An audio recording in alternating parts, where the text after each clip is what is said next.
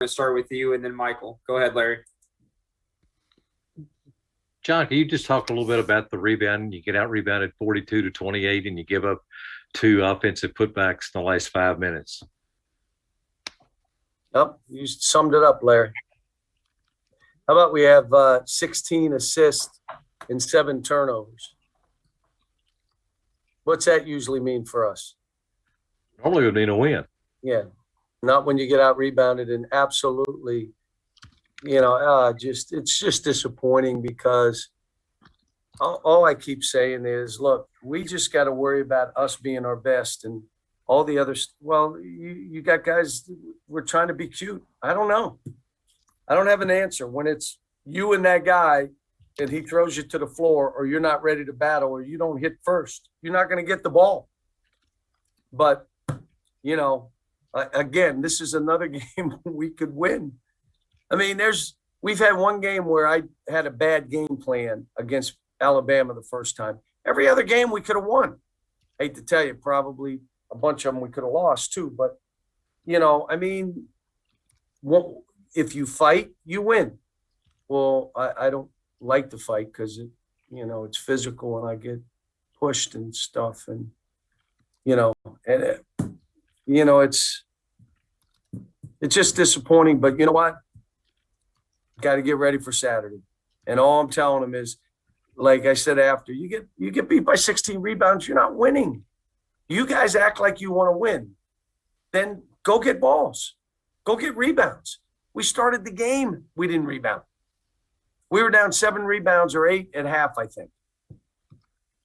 And the whole game plan was, just like Tennessee, you have to fight and take that out of the game. If you do, and again, this is a team that creates turnovers now. They're what they do is other teams have 16, 15, 16, 17 turnovers a game against them. We had 7. And again, they went to 1-3-1. Didn't really bother us. We had one play, Davion threw it cross court. Like, what? Why would you do that?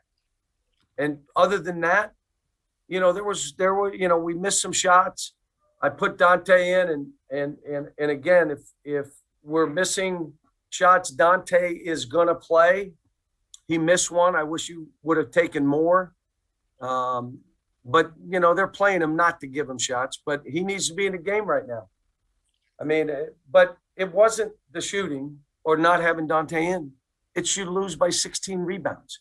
That was the game. So, boom. But I look at it and I'm saying, okay, we got to get who's playing well and who's not, and let's roll with those guys. Michael, go ahead, and Daryl. John, besides the amount of games this team has lost this season, what to you is the most disappointing part of this season with this team? That we were right on the edge of pushing over the edge to go the right way and be right there and do some crazy stuff. And then they revert back to what is easier and what they'd rather do. And normally my teams understand, okay, I got it. I see what he's saying. I'm hearing him now. And this is the way I play. And then they go on from here and they've learned how to fight, how to make it personal with another player. How it's you and me. And they learn all that here. They learn that winning matters. They learn dagger plays. They know what they are. And we were getting to where I'm like, all right, we're getting this. We're going to be good. We're going to be one of those teams. And all we got to do is crack this and this. And this is going to be one of those. And then we revert back for 2 games. Totally revert back. And again, you're looking at guys and you're saying what they don't understand when they do this, each individual player, you just don't look like a good player. But when you're fighting and you're doing it together and you're creating shots for each other, shots that we can make, and the game is easier, all of a sudden, everyone on the team looks like, wow, guy's really good. He's this guy. But we're just not cracking it yet. And let's hope, look, it's not over. It ain't over till it's over. We got one Saturday and we got a league tournament. And, like I said, everybody we've played, we can beat, or they can beat us. That's where we are with this. Daryl, then John.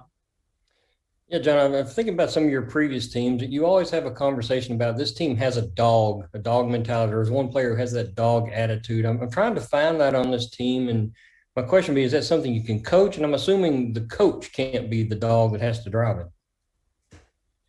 Well, we still, I haven't been able to empower this team, as you could tell late in games. Like we just will walk out of a timeout and the guys will do the wrong things.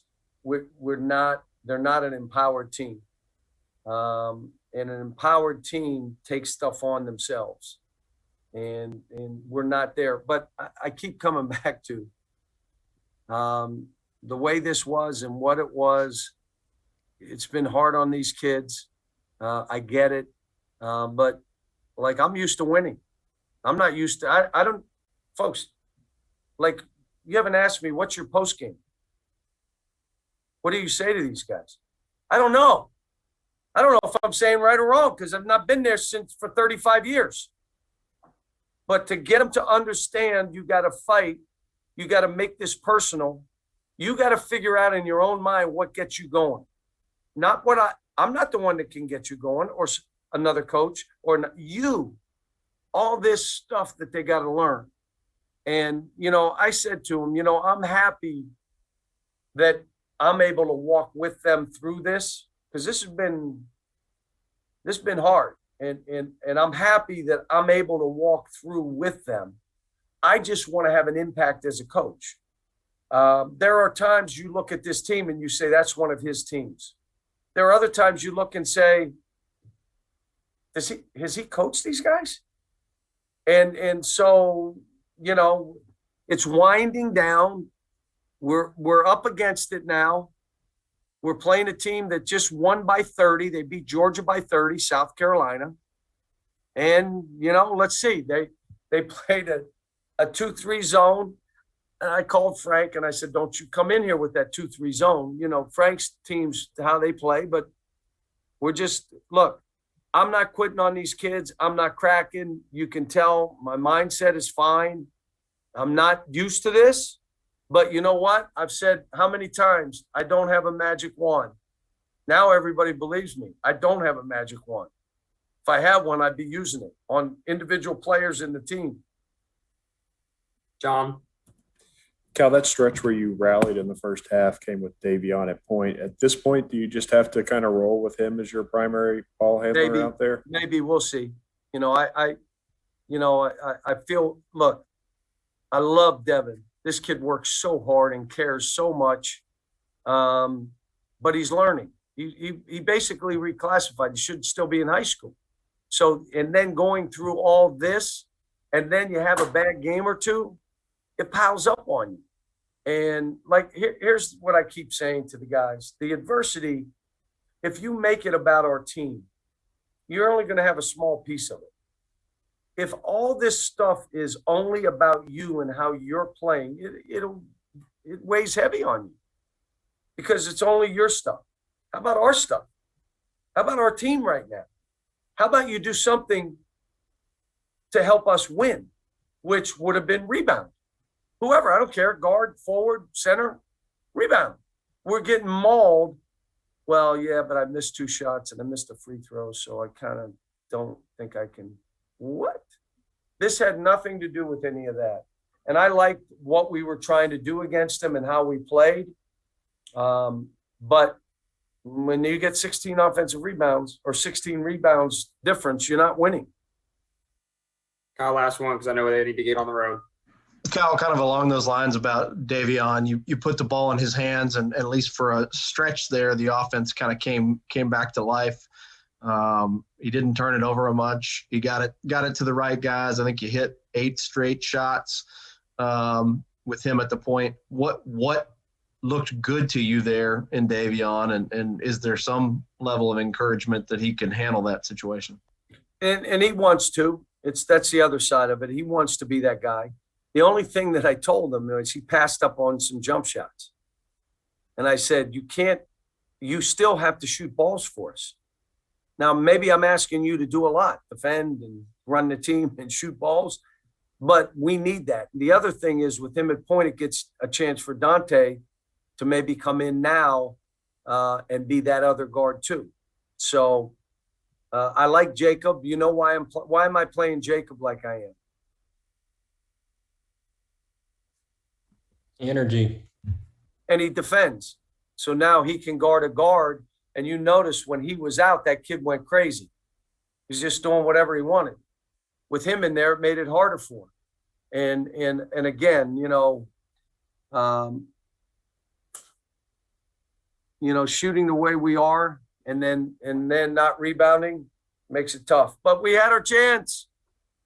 Make a free throw. I got mad. Normally I don't do much on that, but I had enough of missed free throws. Front end 1-on-1, second one missed it. I had enough. 2 misses, no. And that's why I went crazy. I shouldn't have, but that's the emotional part of me. Thanks, guys.